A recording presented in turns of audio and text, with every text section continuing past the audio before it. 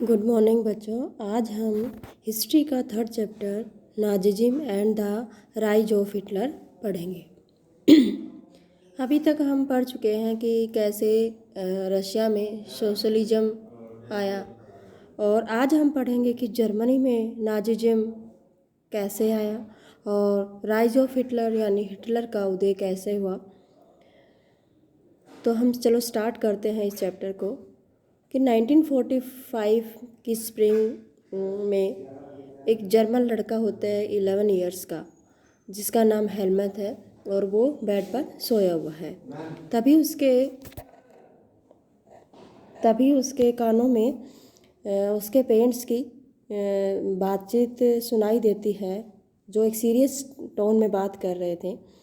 उसका जो फादर था वो प्रोमिनेंट फिजिशियन था, और वो अपनी वाइफ से कह रहा है कि क्या मुझे खुद को मार लेना चाहिए या पूरी फैमिली को मार देना चाहिए, यानी या तो मुझे पूरी फैमिली को मार देना चाहिए या मुझे खुद ही सुसाइड कर लेना चाहिए। उसका ये फादर है, ये इसीलिए बात कर रहा था क्योंकि उसको डर था कि जैसा व्यवहार उन्होंने किया था जर्मनी में, तो उसके साथ भी वही व्यवहार होगा। ठीक है, वो उनका बदला लेंगे, जो अलाइड पावर थी वो उनका बदला लेंगी। क्योंकि जो अलाइड थे जिसमें ज्यूज थे, ठीक है, तो उनके साथ उन्होंने बुरा व्यवहार किया था, क्योंकि वो क्या था कि वो हिटलर का एक फॉलोवर्स था। अगले दिन जो हेलमेट था उसके साथ उसके पापा उसे पार्क में ले गए और उन्होंने काफ़ी मस्ती की, लेकिन अगले ही दिन उसने सुना कि उसके पापा ने अपने ऑफिस में क्या कर लिया, सुसाइड कर लिया है। जो हेलमेट है उसको अभी भी याद है कि कैसे उसके पापा की जो वर्दी थी खून से सनी हुई थी, उसको घर में ही आग में जला दिया गया था।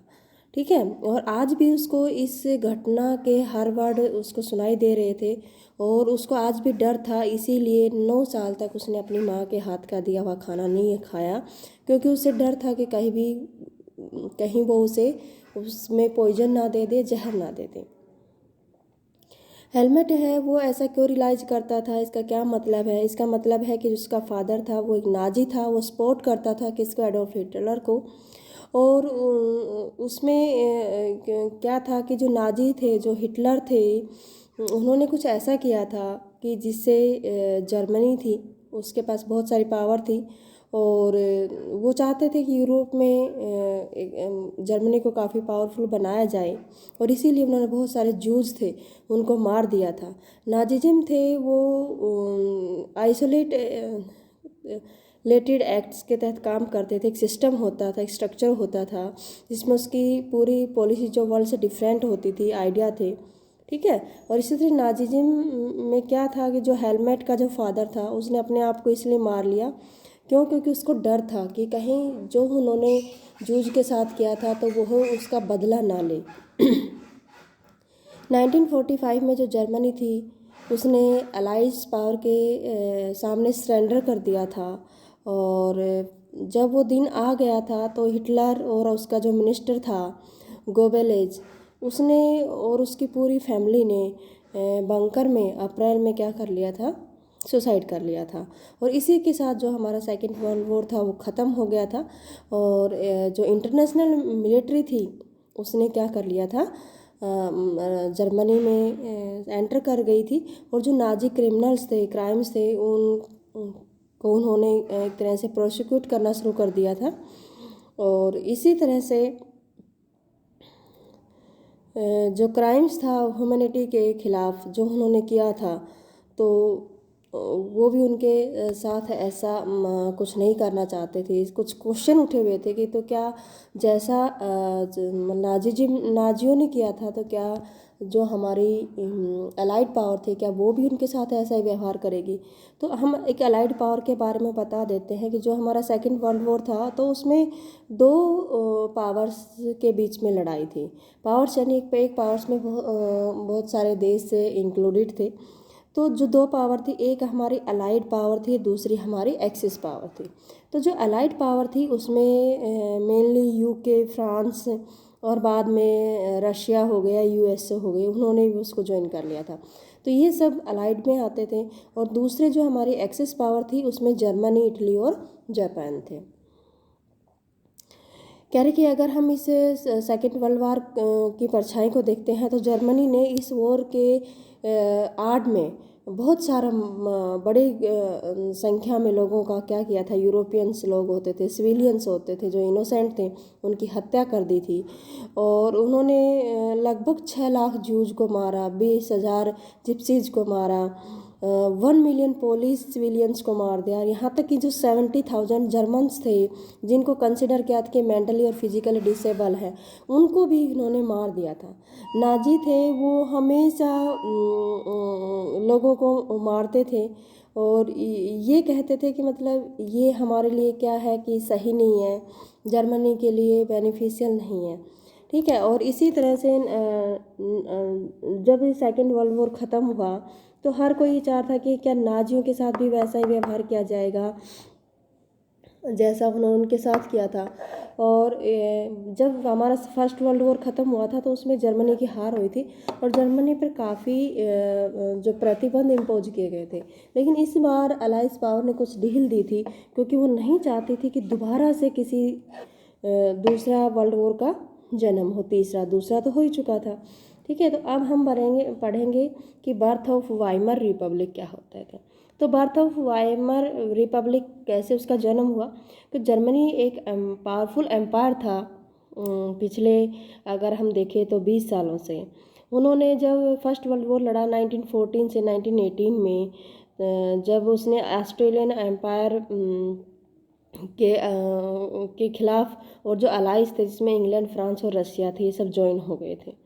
ठीक है। तो उसको लग रहा था कि ये सभी ज्वाइन हो रहे थे, उनको सबको था कि शायद ये वॉर जल्दी से ख़त्म हो जाएगा, इसमें जल्दी से हमें विक्ट्री मिल जाएंगी। लेकिन जो वॉर था वो काफ़ी लंबा खिंचता चला गया और यूरोप के जो सारे रिसोर्सेज थे वो क्या हुए कि एक दूसरा देश उसको ऑक्यूपाई करना लग गया। और जो अलाइज की जो स्ट्रेंथ थी, जब 1917 में यूएस ने उसमें एंटर किया तो उसमें जर्मनी की हार हो गई। जो सेंट्रल पावर थी वो क्या हो गई, जीत गई। नहीं सॉरी, सेंट्रल पावर की हार हुई क्योंकि जर्मनी सेंट्रल पावर में ही था 1918 में। जब जर्मनी की हार होती है तो जो अपॉर्चुनिटी होती है, जो बच गया था जो जर्मन पॉलिटी पे, तो उसमें एक नेशनल असेंबली को बुलाया गया वाइमर में और वहाँ पे एक डेमोक्रेटिक कॉन्स्टिट्यूशन बनाया गया फेडरल स्ट्रक्चर पर, संघीय आधार पर।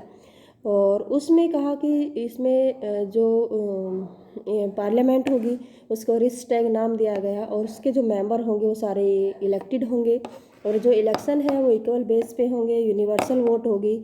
यहाँ तक कि जो वीमेन थी उनको भी वोट देने का अधिकार दिया गया। ये जो रिपब्लिक था, उनको जो वहाँ के जो लोग थे वो इसको पसंद नहीं करते थे। वो सोचते थे कि हमें ज़बरदस्ती हम पर इम्पोज किया गया है फर्स्ट वर्ल्ड वॉर की वजह से। और जो शांति जो ट्रीटी हुई थी, ठीक है, जो शांति की जो ट्रीटी हुई थी वर्सलिस में, उसमें अलाइज थे, उन्होंने मतलब शांति के लिए जर्मनी पर काफ़ी मतलब ह्यूमिलेट किया था, जर्मनी को काफ़ी उनको एक तरह से बेइज्जत किया था। और इसका बेइज्जती का कारण ये है कि जर्मनी ने अपने जितनी भी कॉलोनी थी उन सबको खो दिया था, उनको सबको अलाइज पावर ने अपने अधीन कर लिया था। उसकी 13% जो पॉपुलेशन थी उन टेरिटरीज में वो भी चली गई थी। 75% उनके आयरन के डिपॉजिट चले गए थे। 26% उनके कोयले के डिपॉजिट भी चले गए थे। और फ्रांस, पोलैंड और डेनमार्क और लिथुआनिया में जो उनके थे अलाइड पावर थी, उन्होंने जर्मनी को की पावर को कमज़ोर करने के लिए उन्हें कहा कि इस युद्ध का कारण तुम ही हो, यानी जर्मनी ही को ही रिस्पॉन्सिबल माना गया। और द वॉर गिल्ट कोज के रूप में, यानी कि हर जो उनका जो हानि हुई थी फर्स्ट वर्ल्ड वॉर में, तो उस हानि की पूर्ति के लिए उन्होंने क्या किया, जर्मनी पर 6 बिलियन पाउंड का क्या लगा दिया, जुर्माना लगा दिया। अलाइड आर्मी ने उनके जो रिच रिसोर्स एक एरिया था राइनलैंड, उसको भी उन्होंने क्या कर 1920 से अपने अधिकार में कर लिया। और बहुत सारे जो जर्मन थे जो न्यू वाइमर रिपब्लिक को रिस्पॉन्सिबल मानते थे कि ये जो सब कुछ हुआ है ये उनकी वजह से हुआ है। ठीक है। तो वॉर का इफ़ेक्ट क्या पड़ा इसमें, तो जो वॉर का इफ़ेक्ट है उसका बड़ा ही डिसएडवांटेज हुआ पूरे यूरोप को, जो साइकोलॉजिक और फिनेंशियली, मनोवैज्ञानिक और आर्थिक दोनों तरीके से क्या हुआ, नुकसान उठाना पड़ा। कभी जो यूरोप दूसरे देशों को कर्ज देता था, एक रिच यूरोप था, वो आज ऐसा हो गया था कि वो खुद कर्ज लेने पर क्या हो गया था, मजबूर हो गया था। वाइमर रिपब्लिक थी, उसके पास कुछ भी नहीं बचा था और वो अब अमेरिका से कर्ज पर क्या हो गया था, डिपेंड हो गया था। ठीक है, क्यों? क्योंकि उसको अमेरिका, जो जर्मनी थी, उसको उसका रिस्पॉन्सिबल माना गया था और कंपनसेशन के लिए क्या किया, उस पर हर्जाना लगाया गया था, जिससे जर्मनी क्या हो गई थी, ह्यूमिलेट किया गया था, जर्मनी कमज़ोर हो गई थी। और इसीलिए कुछ ऐसे लोग थे जो इसको नहीं समझते थे, वो वाइमर रिपब्लिक को, जो मेनली जो सोशलिस्ट थे, कैथोलिक्स थे, डेमोक्रेट्स थे, वो थे कि ये सब कंजर्वेटिव नेशनलिस्ट पर अटैक करने के लिए जो थे, जिनको हम नवंबर के क्रिमिनल्स कहा जाता है, उन्होंने माइंड सेट कर रखा था कि जो अर्ली 1930 से सब कुछ ठीक हो जाएगा। ठीक है। और जो फर्स्ट वर्ल्ड वॉर है उसमें क्या हुआ कि जो यूरोपियन सोसाइटी थी, जो पॉलिटी थी, उन पे गहरा असर पड़ा। सोल्जर्स थे वो जो सिविलियंस बन गए। ठीक है। पॉलिटिशियन और जो पब्लिक थे, जो मतलब एक तरह से एग्रेसिव हो गए। मीडिया थी वो उनकी जो उनकी लाइफ पर काफ़ी प्रकाश डालने लगी। और सच्चाई ये थी, सोल्जर्स थे वो मिसरेबल लाइफ जी रहे थे, जो बंकर वो में रहते थे। यहाँ तक कि कई बार तो देखते थे उनके साथी की डेथ हो जाती थी, उनको चूहे खा जाते थे उनकी डेड बॉडी को। और वो एक जहरीली गैस में उनके बहुत सारे साथियों की क्या हो जाती थी, मतलब एक तरह से डेथ हो जाती थी। और एक एग्रेसिव प्रोपेगेंडा अपनाया गया था कि अपने राष्ट्र को सम्मान के लिए, कि कैसे हम उस सम्मान को वापस पा सकते हैं। तो डेमोक्रेसी थी वो यूथ में, और जो फ्रैगिल जो उनका आइडिया था वो ज़्यादा टाइम तक यूरोप में सर्वाइव नहीं कर पाया। ठीक है। तो आज बस इतना ही, बाकी का हम अगले वीडियो में पढ़ेंगे।